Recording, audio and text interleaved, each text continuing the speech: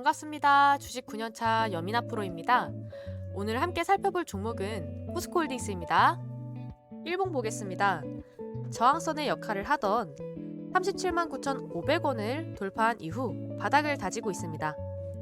41만 3,500원을 돌파하는 자리에서 매수할 수 있는 종목입니다.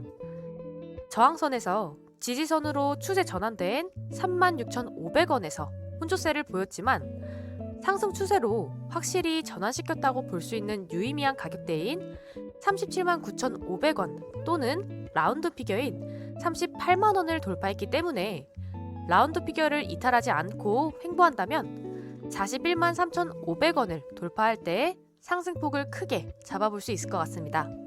주봉 보겠습니다. 하단 박스의 지지선을 확인한 후 하단 박스의 저항선이었던 31만 6천원을 돌파하며 하단 박스의 저항선이 상단 박스의 지지선으로 바뀌었습니다. 그 이후 2차 저항선이었던 37만 9,500원을 돌파한 이후 지지선으로 추세 전환을 하고 상단 박스의 저항선을 돌파할 수 있을지 지켜봐야 할 것 같습니다. 상단 박스의 저항선을 돌파하는 41만 4천원에서 매수 가능합니다. 꼭 확인하고 넘어가야 할 기업 분석입니다. 재무제표입니다. 매출액은 꾸준히 상승 유지되고 있습니다. 재무 비율입니다.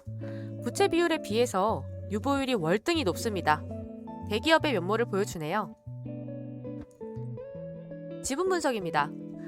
특이하게 지분율이 낮습니다만 문제 없습니다. 그 이유는 국민연금공단이 8.99%를 가지고 있으며 임원들이 10.31%의 자기 주식을 취득하고 튼튼하게 진행해주고 있고 5% 이상의 지분을 보유하고 있는 블랙락 역시 뉴욕 거래소에 BLK라는 이름으로 상장되어 있는 ETF 브랜드 1위 기업이며 세계 최고 펀드 운영사 중 하나입니다.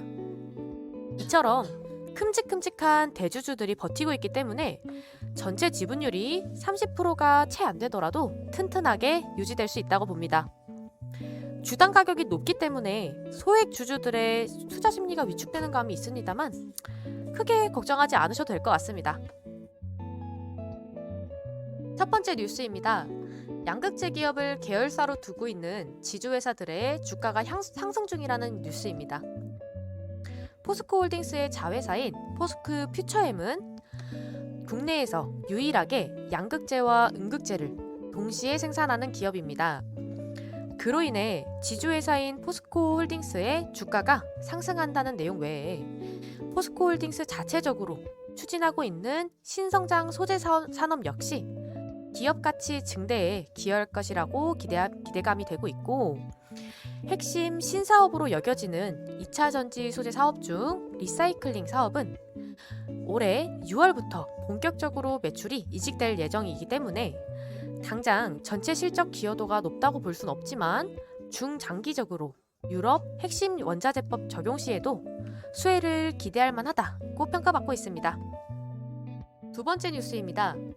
IRA 수혜 전망에 리튬주 강세라는 뉴스입니다. 4월 3일 포스코홀딩스의 광물 사업이 미국 인플레이션 감축법에 수혜를 입을 것이라는 분석이 나오면서 관련주의 상승을 견인한 것으로 보았습니다. IRA 세부 법안 내용 중 짚고 넘어갈 부분은 핵심 광물 요건을 충족하기 위해선 미국 혹은 미국과 FTA를 맺은 국가에서 추출 또는 가공이 되어야 한다는 부분입니다. 포스코홀딩스의 광물 원료 사업 중 IRA 핵심 광물 요건을 충족하는 것은 광석형 리튬, 염호형 리튬 2단계 및 니켈 프로젝트인데 염호형 리튬 1단계는 현재 해당이 안 되지만 향후 아르헨티나가 미국과 협정을 맺을 경우 충족할 수 있다고 하네요. 세 번째 뉴스입니다. 최종우 포스코그룹 회장과 말레이시아 1위 에너지 기업인 페트로나스 그룹의 최고 경영자 탱쿠 무함마드 타우픽과의 회동했다는 내용입니다. 페트로나스 그룹과 포스코 그룹은 지난 21년부터 15개월간 포스코 제철소에서 발생하는 CO2를 포집해 말레이시아 해상에 저장하는 사업에 대한 스터디를 실시했고 이 결과에 대해 사업성 평가를 진행하고 있습니다.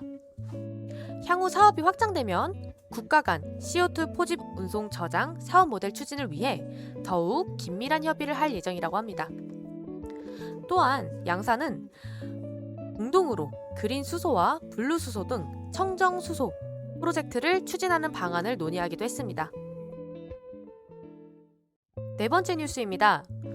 포스코홀딩스의 주력인 철강 사업은 수요 회복 기대감이 반영되면서 오는 2분기부터 실적 개선 효과가 나타날 전망이며 핵심 신사업인 리튬, 니켈 등 2차 전지 소재 사업은 오는 6월부터 매출에 반영될 예정이고 특히 오는 10월 완공 예정인 광양 수산화 리튬 공장과 내년 4월 완공되는 아르헨티나 수산화 리튬 공장을 통해 리튬 사업의 이익 기여가 가시화될 것으로 보입니다. 다섯 번째 뉴스입니다. 자회사인 포스코 퓨처엠의 LFP 배터리 수혜 관련 내용입니다. 간략하게 읽고 넘어가겠습니다.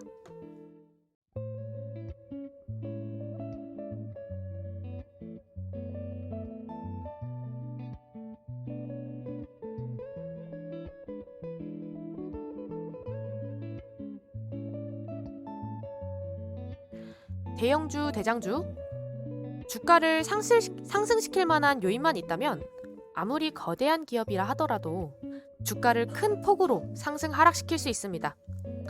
그 예를 여실히 보여주는 기업이라 생각했고 빠른 시일 내에 저항선을 돌파하여 안착하지 않을까 하는 기대감이 있기에 오늘 영상의 주인공으로 선택했습니다.